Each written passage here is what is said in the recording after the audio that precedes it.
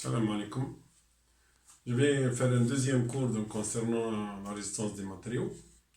On a vu la dernière fois donc, tout ce qui est caractéristiques géométriques, détermination de la section, détermination du centre de gravité.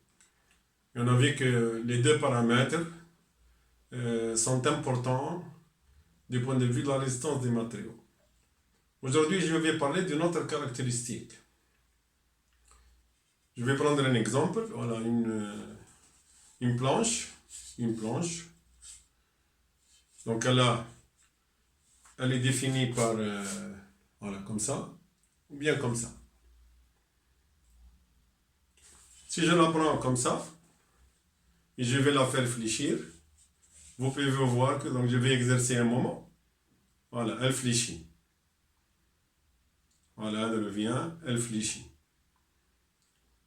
Si je la tourne maintenant comme ça, et je vais la fléchir, elle ne fléchit pas. Elle est très très résistante. Ok. Ça veut dire que au niveau de la flexion, la position de ma matière, elle sera donc un élément donc principal dans ce qui est donc flexion. Ici, donc je la fais fléchir, elle fléchit. Et ici, donc, elle ne fléchit pas. Difficile. Ça veut dire que je vais parler de quelque chose qui, plus ou moins, représente donc une résistance vis-à-vis de la flexion. Donc ici, nous avons un paramètre, c'est la position de ma planche vis-à-vis de la flexion. Donc, sur cette position, elle fléchit, et quand je la mets comme ça, elle ne fléchit pas. C'est-à-dire qu'ici, elle a beaucoup plus de résistance que si elle était comme ça. Ok? Donc, je vais prendre ici, donc je vais donc schématiser. Donc, j'ai ma poutre. Je peux supposer ça c'est une poutre. Donc, il y a deux positions. Soit que je la mets comme ça, soit que je la mets comme ça.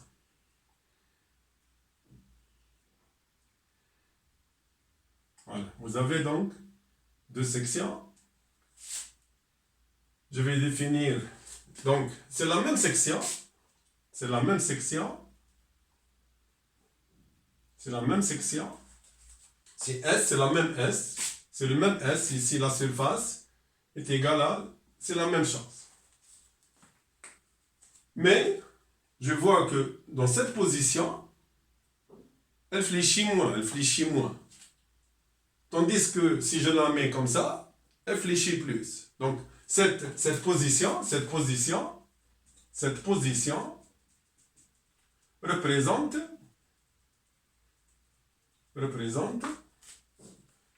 une grande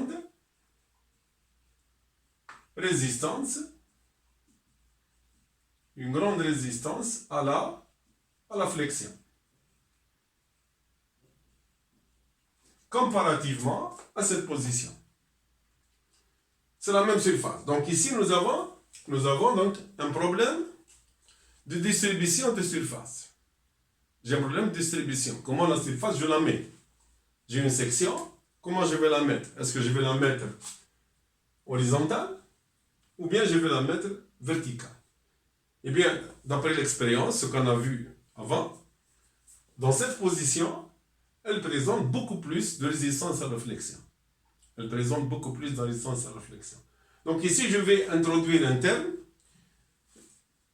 C'est aussi une caractéristique géométrique, parce qu'elle dépend de la géométrie. Comment elle est? C'est la même surface, horizontale et verticale. Et on a vu que quand elle est verticale, elle présente plus de flexion, plus de résistance à la flexion par rapport à cet axe-là. Flexion ici c'est comme ça. Ok? Donc, je sais que dans ce cas-là, la flexion par rapport à cet axe-là, ma disposition réelle, elle est beaucoup plus résistante. Donc je vais faire introduire un paramètre qui est aussi géométrique et qui représente aussi donc une résistance vis-à-vis de la flexion. On a vu au départ que quand nous avons une traction ou bien une compression, quand nous avons une traction-compression, donc si j'ai par exemple un élément, voilà, comme ça, si je le soumets à la traction, appliquée au centre de gravité, pour avoir une traction simple, on a dit que quand l'effort est appliqué au centre de gravité et il est parallèle à l'axe de la pièce, on peut le voir ici qui est aligné, nous avons une traction. Cette traction-là, en général, elle va dépendre de quoi? Elle va dépendre de la surface. Donc, plus la surface est importante, et plus mon matériau va résister. Si nous avons F ici, F égale constante, si je réduis la surface, j'augmente l'effet. Si j'augmente la surface, je réduis l'effet. Donc on revient ici à la notion de contrainte. On revient à la notion de contrainte. Sigma de traction, elle est égale à F sur S. Et on peut voir aussi ici que S est inversement proportionnel vis-à-vis donc au niveau de l'obtention de la contrainte. C'est-à-dire que si j'augmente S, si S augmente, sigma T diminue. Donc ici c'est plus, ici ce sera moins. Et là donc on peut voir que dans le cas de la traction, ou bien dans le cas de la compression, ici c'est directement la surface qui intervient. Dans le cas de la flexion, ce n'est pas le cas. Dans le cas de la flexion, déjà on avait parlé concernant la flexion. Si je reviens à input quand elle fléchit, si je prends input, supposons ça c'est input, sur deux appuis,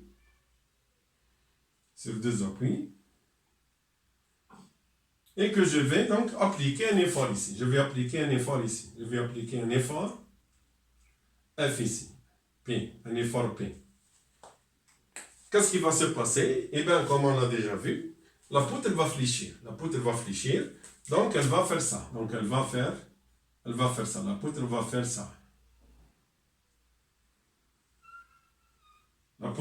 ça.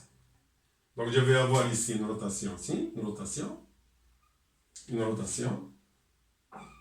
et elle va faire ça.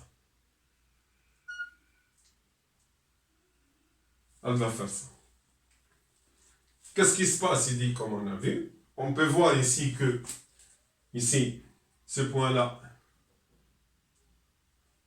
la même chose. Donc ici, qu'est-ce qu'il y a eu? Il y a eu donc un raccourcissement.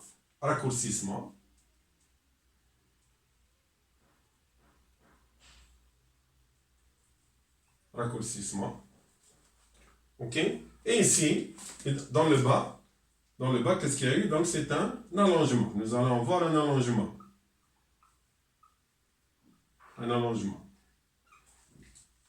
Donc la poutre en haut se raccourcit. Donc nous allons avoir une compression.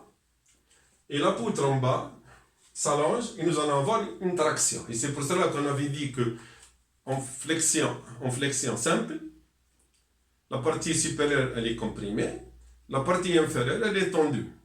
Parce qu'elle a tendance à croître. On peut voir que cette longueur, elle est supérieure à la longueur de l'arc. Et cette longueur, elle est inférieure à la longueur de l'arc. Donc j'ai en haut une compression. Donc ici j'ai, comme j'ai dit, donc j'ai une, plus c'est un raccourcissement, donc j'ai une compression. Et ici j'ai une traction. Et on a vu que selon la position, cette position est meilleure. Elle offre beaucoup plus de résistance vis-à-vis de la flexion. Si ma poutre elle est dans cette direction-là, eh bien, elle fléchit difficilement. Et si elle est plate, elle va fléchir. Avec une flexion beaucoup plus importante que celle-là. Donc je vais prendre un petit élément. Qui est au départ droit Donc, je vais prendre cet élément-là. Cet élément-là. Au départ, donc, il était rectangle. Et quand je vais appliquer la force, donc, je vais avoir ici un petit raccourcissement. Et voilà, ça va être donc, ça va être ça. Donc, je vais avoir un raccourcissement en haut. Donc, si je le dessine ici, donc, je vais avoir quoi? Je vais avoir ça. Je vais avoir, donc, au départ, donc, il était droit. OK? Et quand j'applique la force, je vais avoir donc ici un petit raccourcissement. Ici, la même chose, un petit raccourcissement. Et ici, une petite dilatation, un petit allongement. Et je vais, donc, OK? Donc, ça va devenir, donc elle va prendre cette allure-là.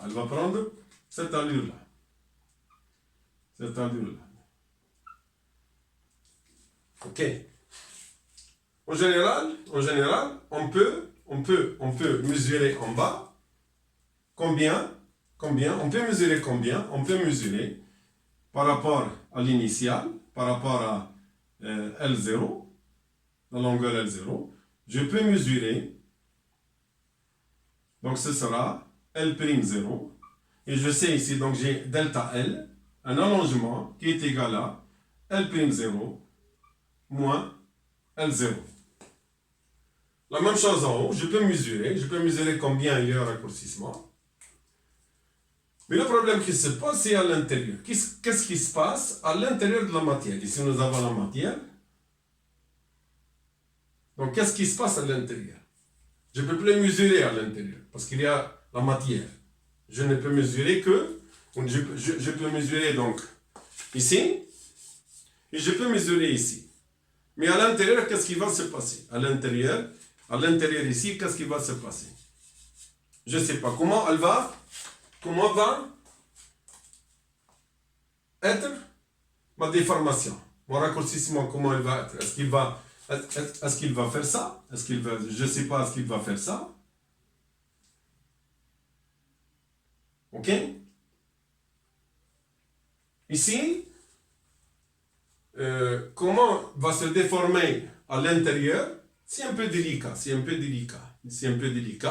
Et on ne le sait pas a priori. On ne le sait pas a priori. On ne sait pas comment ça va être à l'intérieur. Est-ce que ce sera une parabole? Est-ce que ce sera quelque chose d'arbitraire? Je ne sais pas. Peut-être c'est comme ça. Je ne sais pas. Peut-être que c'est comme ça. Je ne sais pas. Il y a ici donc des hypothèses qu'on doit mettre. Parce que dans ces cas-là, c'est un peu difficile de résoudre le problème, parce que je ne sais pas ce qui se passe à l'intérieur de la matière. Et l'hypothèse qu'on a mise ici, c'est que dans la section, eh ben j'aurai par hypothèse, c'est une droite. C'est-à-dire que le raccourcissement ou bien l'allongement à l'intérieur, il est linéaire. Si je connais donc les deux points extrêmes, si je connais le déplacement ici, et bien à l'intérieur de la matière, il suffit de tracer une droite. Et je peux donc, généralement, au niveau de la flexion, cette droite, elle passe par le centre de gravité.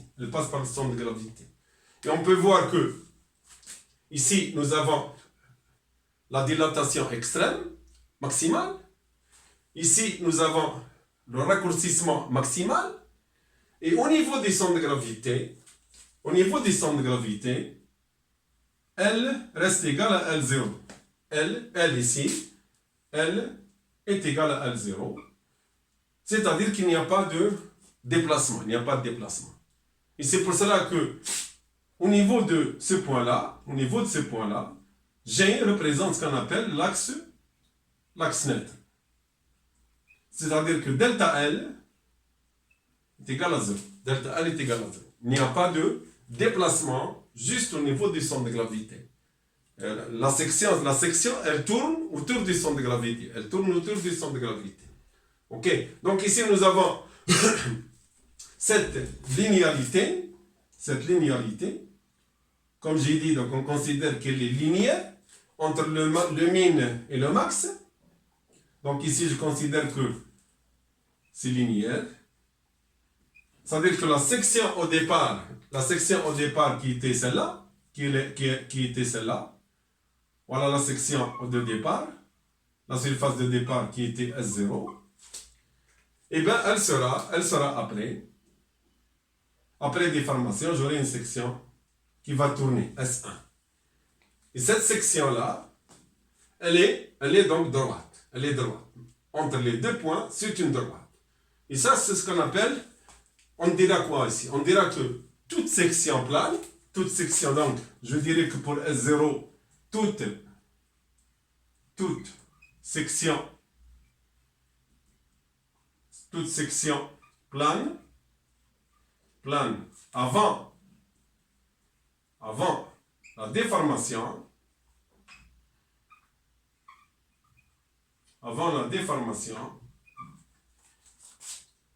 elle reste plane après déformation.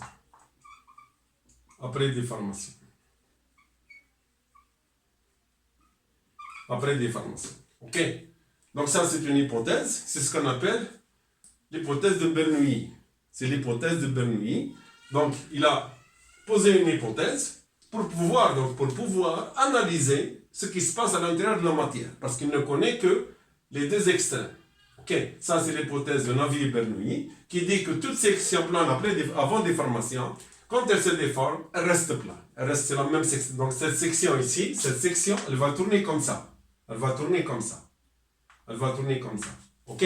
Donc, ici, c'est l'hypothèse de Bernoulli, Navier-Bernoulli, donc que toute section plane reste plane de déformation. C'est-à-dire, ici, vous avez une linéarité des raccourcissements ou bien des déformations.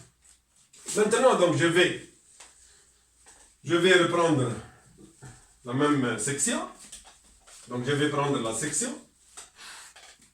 Donc, je sais que, comme j'ai dit, donc j'ai une section.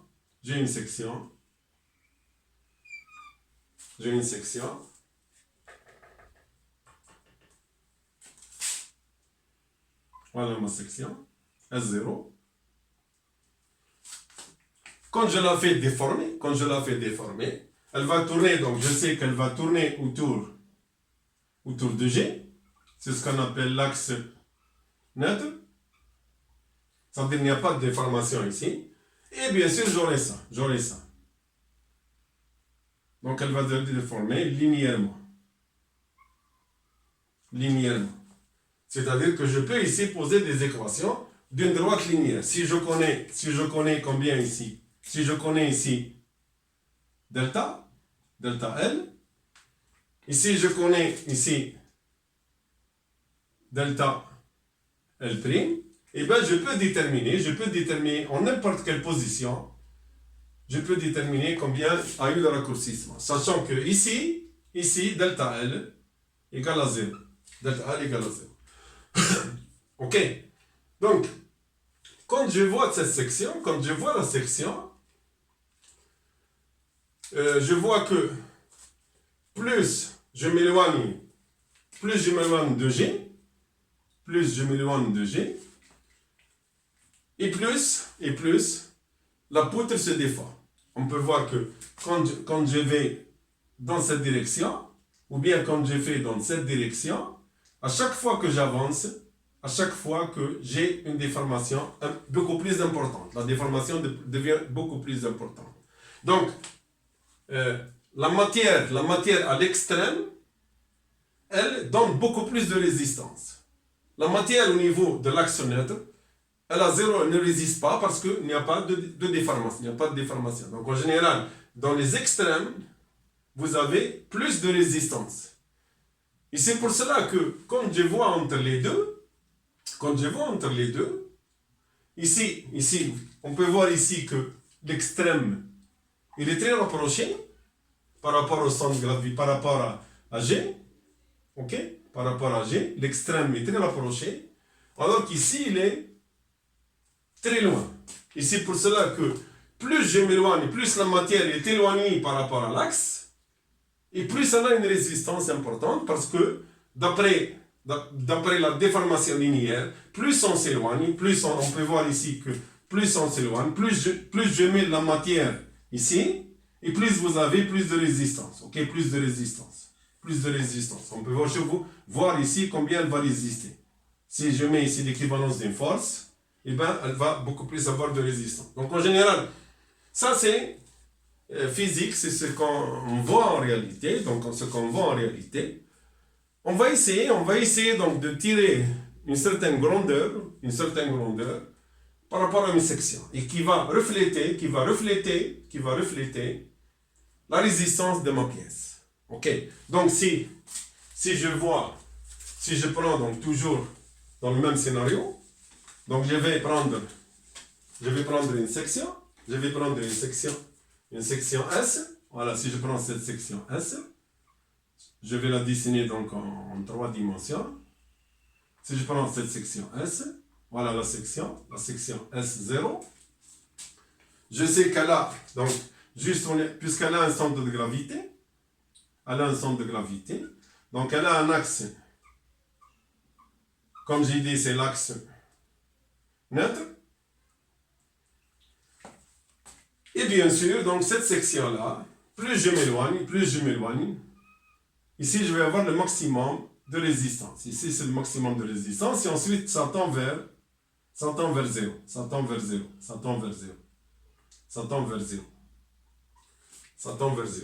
Ok?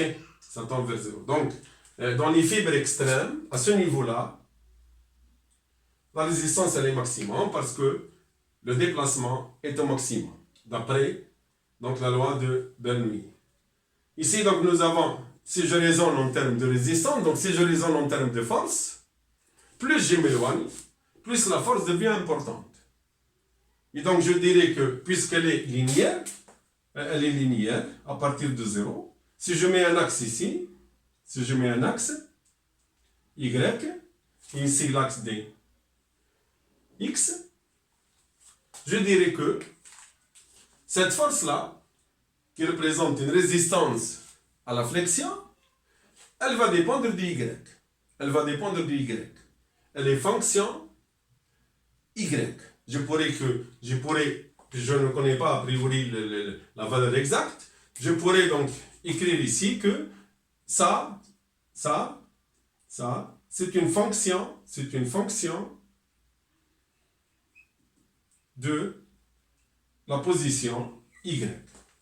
Pour Y égale à 0, aucune résistance. Pour Y égale au maximum, j'aurai le maximum. Pour Y intermédiaire, j'aurai donc une valeur intermédiaire. Et donc, si je raisonne en termes de force, donc la force, elle sera fonction d'Y. Si Y, elle sera définie par Y. Pour Y égale à 0, la résistance est égale à 0. Et pour Y égale maximum, et bien la résistance est maximale. Ok, ça c'est la force. Si maintenant, donc il me faut donc, ça c'est ce qu'on appelle, c'est la force. Quel est donc le bras de levier? La force, donc elle est appliquée sur la section S0. Donc je vais maintenant revenir au plan. Donc je vais redessiner ma section. Voilà ma section. J'ai une section définie par B et par la hauteur H. Et j'ai donc un axe neutre.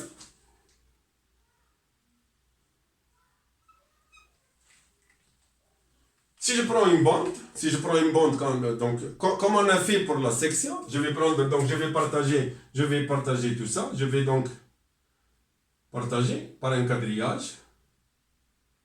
Et je vais partager comme ça. Donc ici, que je vais avoir, si je prends, puisque c'est une fonction de Y, donc je peux prendre une bande, je vais prendre une bande donc horizontale. Si je prends cette bande-là,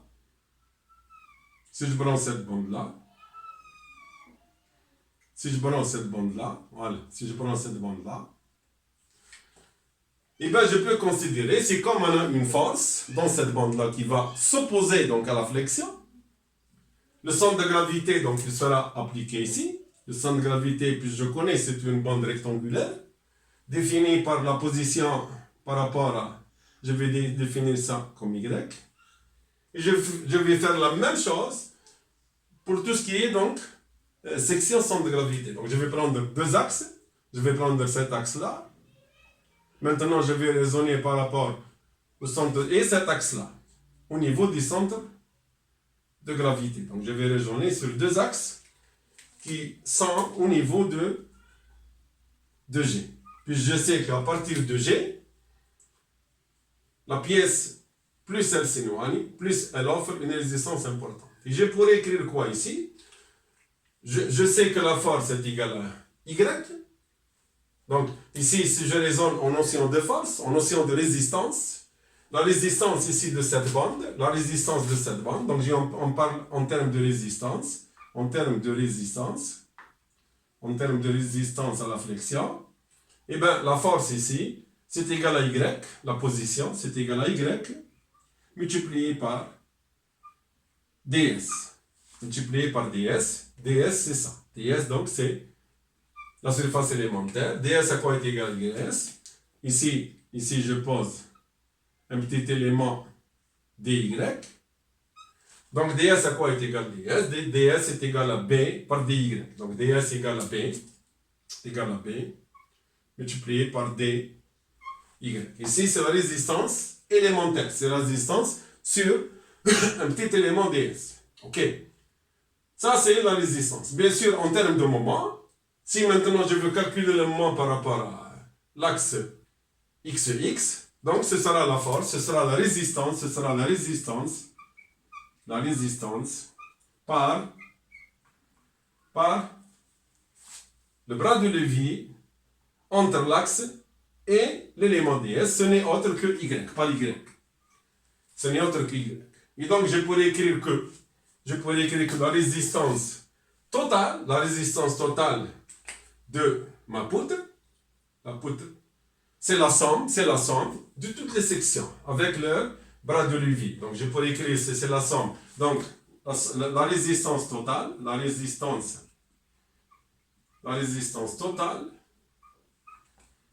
c'est égal à la somme, de y, c'est la somme de y multiplié par ds. Ok? Y multiplié par ds. Et je sais que ds, puisqu'on avait dit que la force, elle est aussi fonction de y. Donc ici, ce sera y. Donc en toute position ici, j'ai la force qui est égale à y. Donc ici, j'aurai donc multiplié par y. Multiplié par y. Donc ici, j'ai la position, c'est une fonction de y. Ok? Donc la force, elle est égale à y. La force totale, elle est égale à y ds, multiplié par le bras de levier y. Donc ça va devenir, c'est égal à la somme de y carré ds. Y carré ds. Donc, ici, j'ai pu donc déterminer pour un élément ds. Donc il présente chaque élément ds représente une résistance à la flexion qui est égale à y carré ds. Et quand je somme toutes les résistances de ma section, c'est-à-dire ici je vais sommer de cette valeur-là à cette valeur-là, puis je connais ici ça c'est h, ici donc c'est h sur 2, et ici c'est h sur 2. h sur 2, h sur 2. Et donc je pourrais écrire quoi ici? Je pourrais écrire que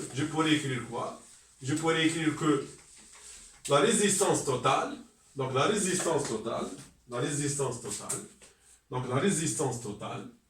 pourrais écrire que la résistance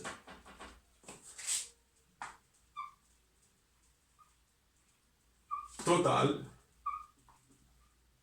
de la section, elle est égale à l'intégrale de moins h sur 2, de moins h sur 2 à plus h sur 2 par rapport à l'axe net, par rapport à plus h sur 2, y carré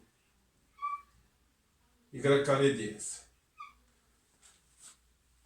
Et cette résistance-là, puisqu'ici nous sommes uniquement en fonction des caractéristiques géométriques, G c'est l'axe neutre, Y c'est la position par rapport à l'axe neutre, et bien cette sommation-là, elle est définie par ce qu'on appelle l'inertie. I, c'est ce qu'on appelle l'inertie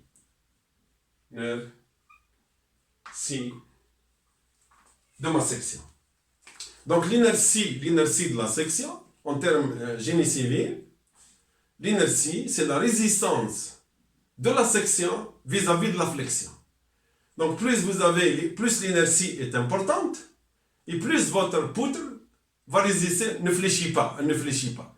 Et plus l'inertie elle est basse, et plus vous avez la flexion.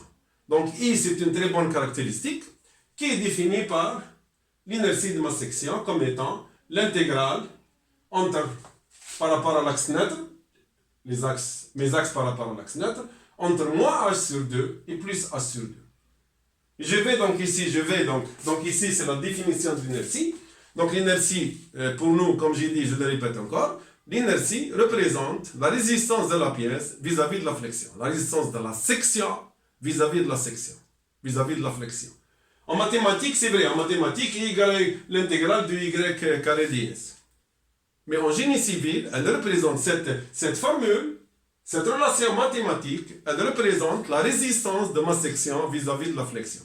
Donc, comme j'ai dit, je le répète, plus une section a une inertie importante, et plus elle est résistante vis-à-vis de la flexion. Et je vais donc, ici, je vais prendre le cas simple, je vais prendre le cas toujours donc d'une section rectangulaire, je vais prendre le cas de la section rectangulaire. Comme on a vu au départ les différents types de sections, et la section rectangulaire, elle est d'une grande utilisation en génie civil. On a vu avant les sections rectangulaires, carrées, en T, en I. On va faire la même chose. Donc je vais essayer d'analyser la même chose. Donc c'est pour cela que j'ai commencé par la section rectangulaire qui est la plus simple. Donc je vais prendre ma section. Voilà ma section. Voilà ma section. Donc elle a les dimensions, comme j'ai dit, BH. Si je vois ça, BH. Nous avons l'axe neutre qui passe par le centre de gravité, G. Donc ici X, ici G. Et ici vous avez votre Y. Donc on va toujours raisonner parce qu'on avait dit que la section tourne autour de l'axe neutre. Donc si elle présente une résistance, elle présente une résistance vis-à-vis de sa flexion par rapport à son axe neutre. Puisqu'on le connaît, l'axe neutre, il est confondu avec G, il passe par l'axe G. Si je prends la même chose, je vais prendre donc une bande, comme avant, je vais prendre donc une bande. Voilà, je vais prendre une bande, dy. Ok? Je sais ici, donc si je vais écrire ici, je vais reprendre l'équation. Donc I, c'est égal à quoi I? C'est égal à l'intégrale, donc c'est l'intégrale entre moins h sur 2 jusqu'à h sur 2, y carré, multiplié par ds. Et ds c'est quoi ds? Ds, si je vois ici ds, à quoi est égal ds?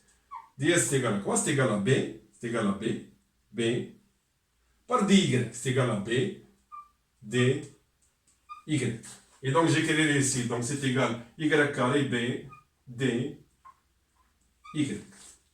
Ça veut dire que je vais avoir quoi? Je vais avoir, donc ce sera b, l'intégrale, entre moins h sur 2, jusqu'à h sur 2, b, y carré, d, y. Et donc, ça devient donc simple ici. Donc ce sera I, ce sera égal à B, Y carré, donc l'intégrale c'est Y cube sur 3, entre moins H sur 2 et plus H sur 2. C'est-à-dire que ce sera donc B multiplié par Y cube. Y cube. Donc ce sera H au cube sur 2 au cube. H sur 2 au cube. OK? Divisé par 3. Moins. Donc moins, ce sera donc plus H au cube, H sur 2 au cube sur 3. OK? Et donc je vais ici, donc je vais avoir quoi? Ici je vais avoir B, donc H au cube et H au carré, H sur 2 au cube, H sur 2 au cube. J'aurai donc ici quoi? J'aurai donc B, donc I est égal à B, multiplié par, ici je vais avoir 8, et H cube, donc j'aurai 2 H cube, j'aurai 2 H cube sur 8, sur 3. Donc 2 fois H, donc ce sera H cube sur 8, donc ce sera 2 fois H cube sur 8 sur 3. C'est-à-dire que ce sera, donc ici je vais avoir sur 4, donc 2, ici j'aurai 4, et j'aurai donc cet égal à B, H cube sur 12. BH cube sur 12. Donc ici, on connaît, donc I, je vais le définir comme quoi? C'est par rapport à l'axe net, par rapport au centre de gravité G. Je vais lui donner l'appellation I0. Donc maintenant, on sait que lorsque vous avez une section rectangulaire, on sait que la résistance à la flexion, elle est définie par I0. Elle est définie par I0, qui est égal à B, H cube sur 12.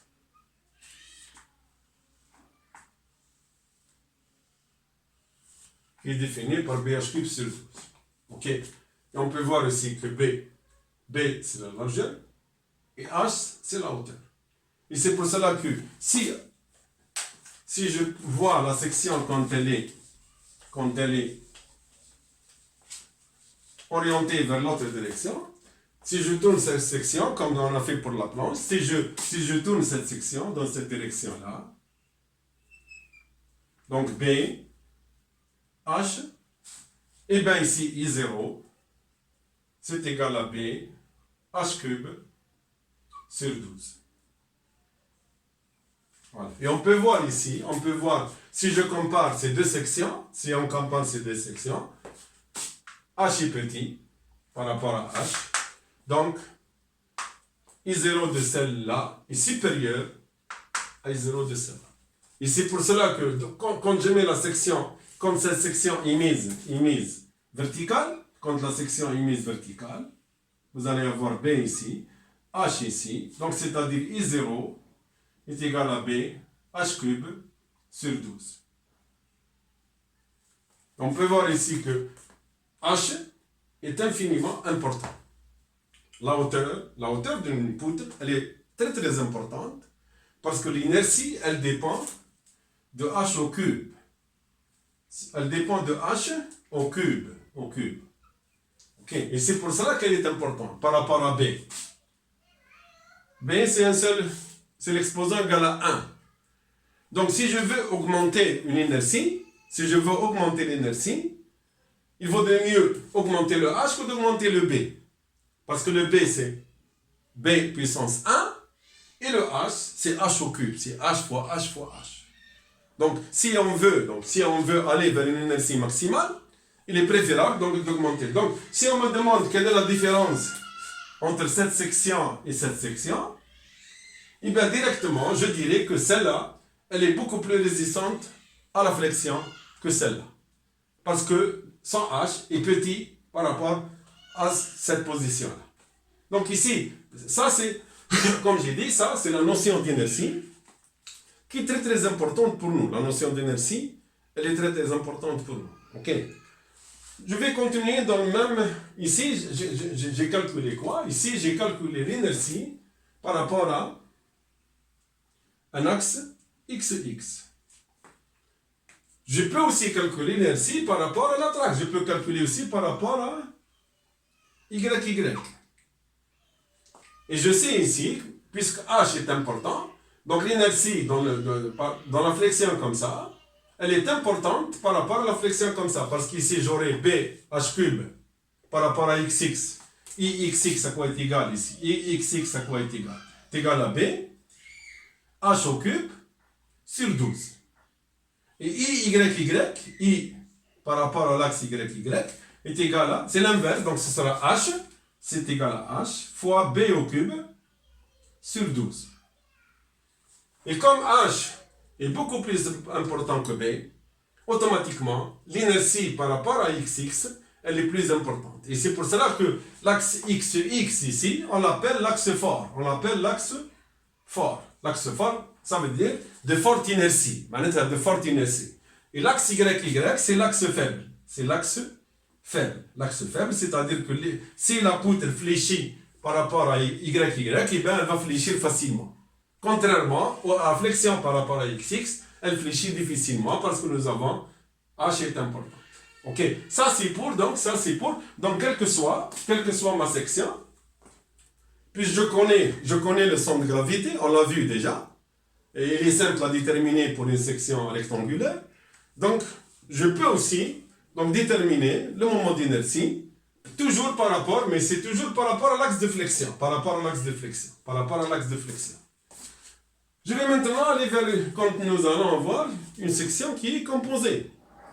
On a vu que la dernière fois, on a vu quoi? On a vu qu'on avait différents types de sections. On a vu qu'on avait donc différents types de sections. Par exemple, si j'ai une section, je vais prendre le cas, par exemple, où j'ai une section en T. Supposons que vous avez une section en T. Supposons que vous avez une section en T. Section, donc elle est en T. Donc, comme on a vu pour le centre de gravité et la surface, ici, que je connais l'inertie d'une section rectangulaire. Donc ici, si je veux déterminer l'inertie, je dois découper aussi en sections élémentaires. Donc ici, j'ai deux sections élémentaires. J'ai la section 1 et la section 2. La section 2. Donc ici, je vais couper carrément. Et on connaît le centre de gravité de la section 1 et de la section 2. On sait que ici, le centre de gravité, il est juste au... donc ici, j'ai un axe de symétrie déjà. J'ai un axe de symétrie. Et je sais que le centre de gravité de la section 1, il est ici.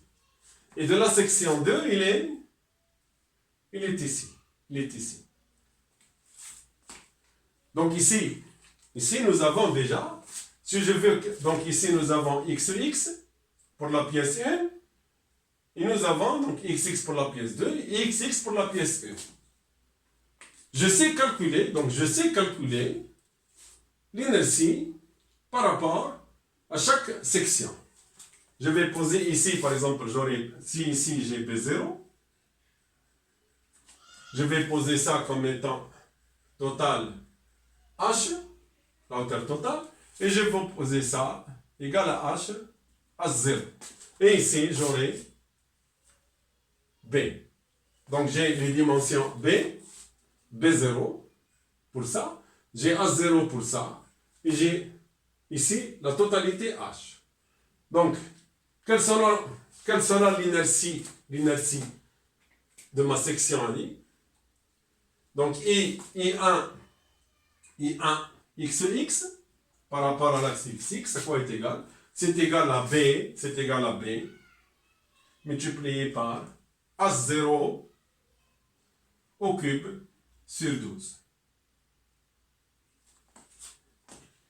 Et je connais aussi I2, I de la section I2 toujours par rapport à X, l'axe horizontal, c'est égal à quoi? C'est égal à B0, donc ici le B c'est B0, c'est égal à B0, multiplié par, ici ce sera combien ici? D'ici à là donc, ce sera H moins H0, H moins H0. Et j'aurai donc, c'est B0 multiplié par H moins H0 au cube divisé par 12. Ok? Divisé par 12. Donc maintenant, je connais les deux inerties. Je connais l'inertie de la section 1 quand elle fléchit par rapport à l'axe X, c'est-à-dire son axe, son centre de gravité. Et je connais aussi l'inertie de la section 2 par rapport à son axe G aussi. Donc ici, vous allez avoir G2. Ici, c'est l'axe centre de gravité G2. Ici, c'est G1. Mais on a vu déjà que quand la section elle est assemblée, le centre de gravité, il va changer. Donc pour la section totale. Donc pour la section totale qui est en T, le centre de gravité, ici c'est G1, c'est le centre de gravité de la section rectangulaire, H0B. Ici c'est G2, c'est le centre de gravité de la section 2, B0, H moins H0. Mais je sais que pour la section totale, eh bien, le centre de gravité ne sera ni G1 ni G2. Il sera quelque part ici. Et que je vais définir par G. On a vu comment le calculer. Défini par G, il va monter, bien sûr, parce qu'il y a deux sections. Ici, le problème qui se pose, c'est que quand la section elle est unique, donc ça constitue une seule section. Je n'ai pas de section en réalité. En réalité, j'ai découpé pour simplifier. Mais en réalité, la section, c'est une section en T. Donc elle va tourner par rapport à un autre centre de gravité. Elle va tourner, donc la flexion ici, la résistance à la flexion, elle doit être représentée par rapport à l'axe de toute la pièce, de la section en T. C'est toute la section en T. Ici, c'est l'axe XX. Pour la section en T. Ce qui m'intéresse ici, ce n'est pas le moment d'inertie de la section 1 ou bien le moment d'inertie de la section 2. Et c'est pas la somme aussi, Parce que les axes sont différents. Donc je suis obligé de trouver un moyen de calculer la nouvelle section par rapport au nouveau centre de gravité. C'est-à-dire que, par exemple, je vais prendre celle-là, je vais prendre la section 1, je vais reprendre la section 1, je vais reprendre la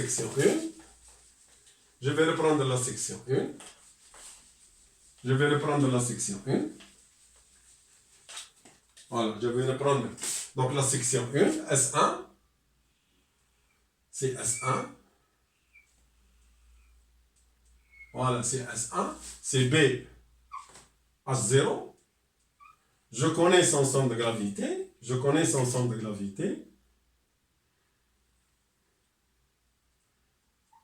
G1, S1, je connais I0,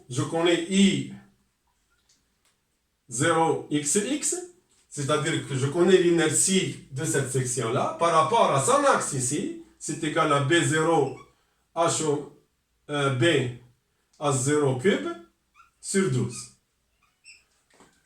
Mais maintenant, l'axe de rotation, ce n'est plus cet axe-là, c'est cet axe-là. Maintenant, toute la section va tourner sur le tas. Donc, maintenant, j'ai un autre axe. De rotation. Voilà, j'ai un autre axe de rotation qui représente, comme j'ai dit, G de la section en T. Bien sûr, l'inertie, ça va changer parce qu'on ne tourne plus autour de l'axe centre de gravité. Ici, ça devient encore beaucoup plus important parce que par rapport à cet axe. On voit que le bras de levier encore augmente par rapport à cet axe-là. Donc, quand je change en réalité, le moment d'inertie par rapport au centre de gravité est toujours le minimum. Dès que je change d'axe, le centre de gravité augmente. Il devient beaucoup plus important parce que je m'éloigne encore vis-à-vis de la résistance à la flexion. Donc ici, je vais poser cet axe-là. Donc je vais calculer maintenant par rapport à ça. Je vais avoir quoi maintenant? Donc j'ai ma section. C'est la même chose en général. Donc je vais ici c'est le premier axe, c'est l'axe de la pièce. Ici, je peux dire que c'est un repère, c'est un repère local. C'est un repère local parce qu'il est lié à la pièce. Et maintenant, j'ai changé de repère. Et je vais appeler cet axe, donc c'est un nouvel axe. Je vais avoir ici delta prime, par exemple, delta prime. Et ici, l'axe, c'est l'axe delta. L'axe delta. Moi, ce que je connais l'inertie par rapport à I delta, c'est-à-dire IXX. Mais je ne connais pas l'inertie par rapport à delta prime. Delta prime, il est beaucoup plus loin que l'axe par rapport au centre de gravité. Et je vais définir donc ici une distance entre le nouveau axe et l'axe local. Je vais définir comme étant D. Donc ici, j'ai une distance entre les deux axes. La distance entre l'axe local, ce que représente le centre de gravité de ma section, et un autre axe que je veux calculer, l'inertie par rapport à cet axe-là. Ici, ça représente l'axe passant par l'ensemble du centre de gravité de ma section en T. Ok. Et je vais ici, donc si je fais un repère ici, c'est la même chose, je vais écrire quoi ici? Donc l'inertie, c'est la même chose, donc c'est égal à l'intégrale y carré ds. ds, c'est la section d'ici à là. C'est cette section, donc je vais prendre une bande ici. Donc je vais prendre une bande qui représente le ds. Ok. Y, c'est par rapport à, maintenant, c'est par rapport à ce point-là. Je vais définir, ce repère-là, je vais le définir, x', y'. J'ai un autre repère local qui est représenté par yx. Ok. Et donc, je vais faire un changement de repère.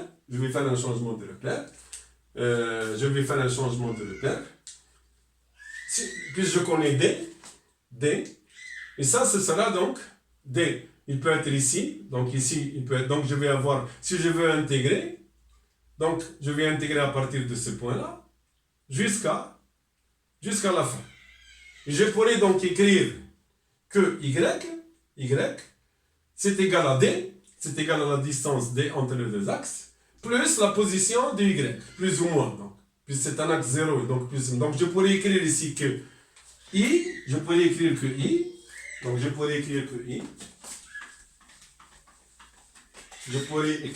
I. I, donc c'est égal à quoi? Je fais un changement de repère. Ici, donc c'est Y' par rapport à cet axe-là. Y', donc c'est égal à quoi? C'est l'intégrale de D plus Y par rapport au nouveau axe. Donc si Y est moins, donc si je suis ici, ce sera moins ce sera ça, moins ça.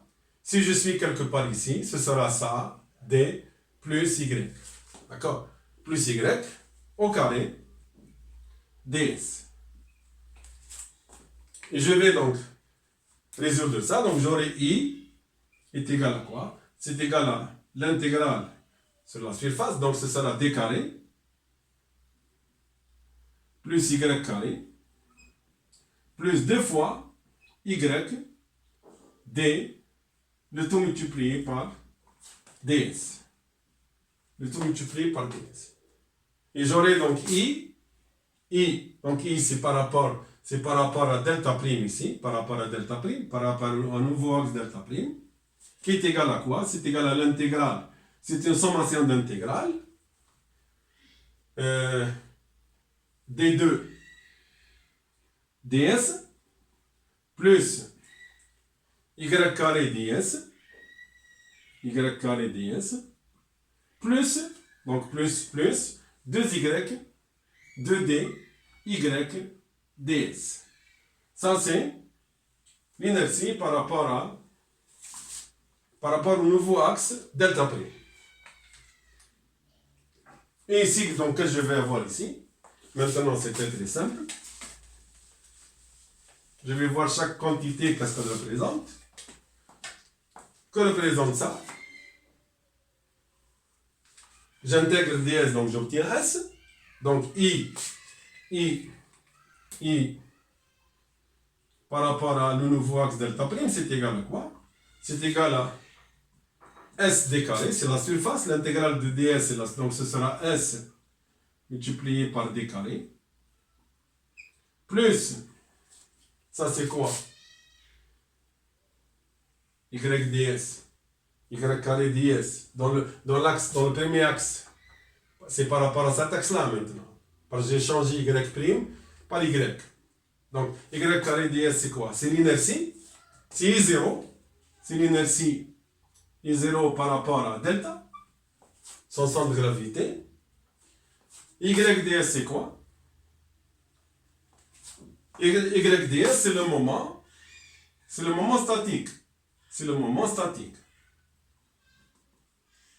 Par rapport au centre, le nouvel axe, par rapport au centre de gravité. Et on sait on a déjà vu que le moment statique par rapport au centre de gravité, parce qu'il est équilibre, cette partie équilibre l'autre partie, c'est égal à égal à 0. Donc ceci donc revient à écrire que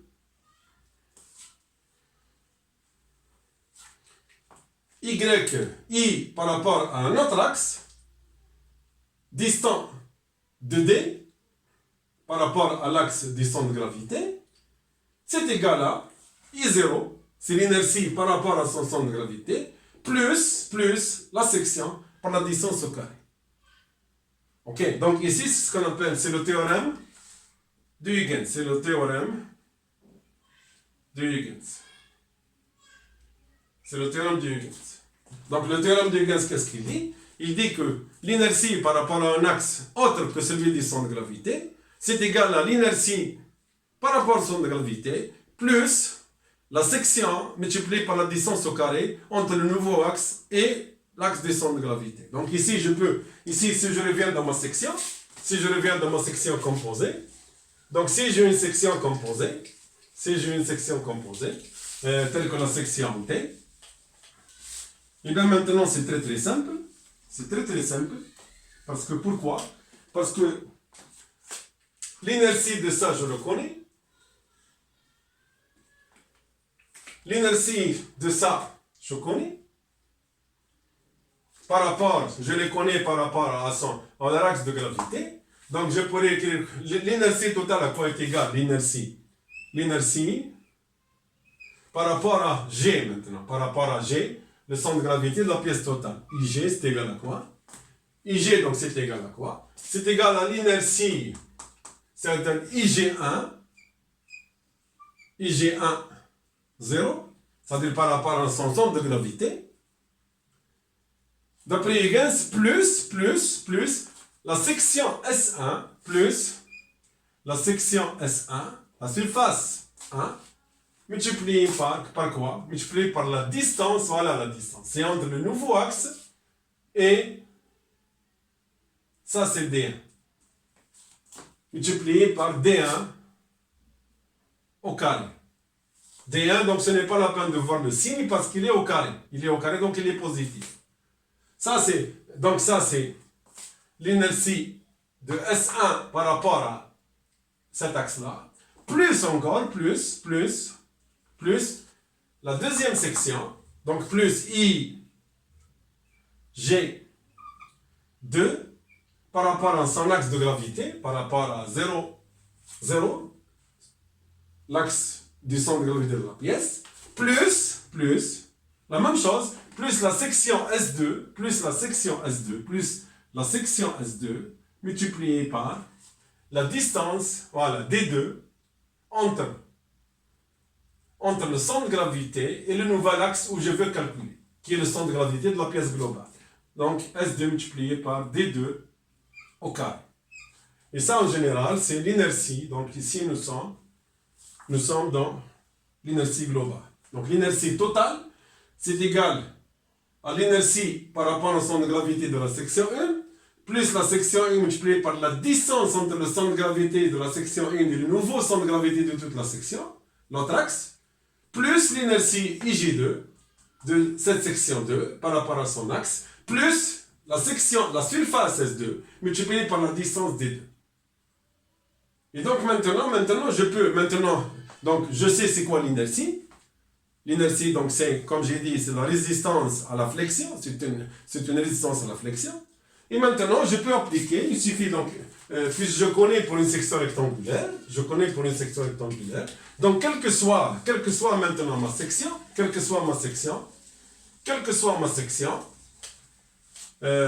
exemple, si je prends la section en talent,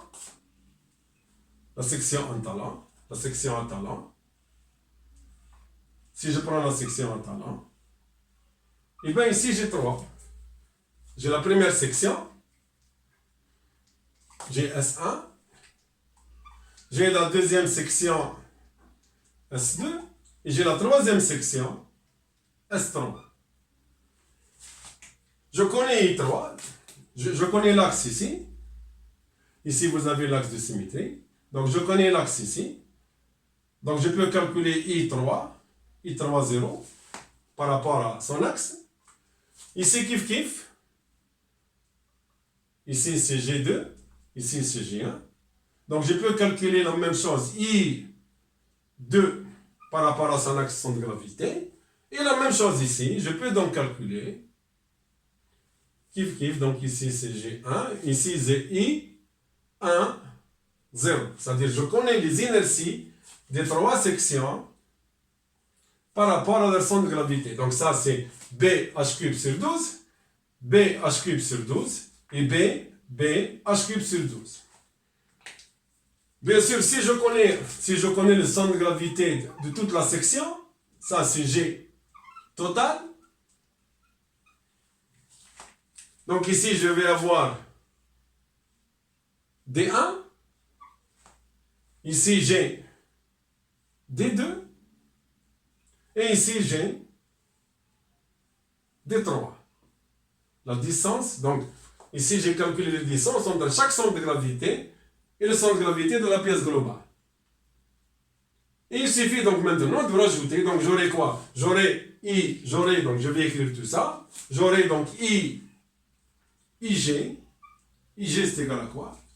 C'est égal à IG1, par rapport au centre de gravité, plus S1 D1 au carré, première c'est bon, plus la deuxième, donc plus ici, IG2,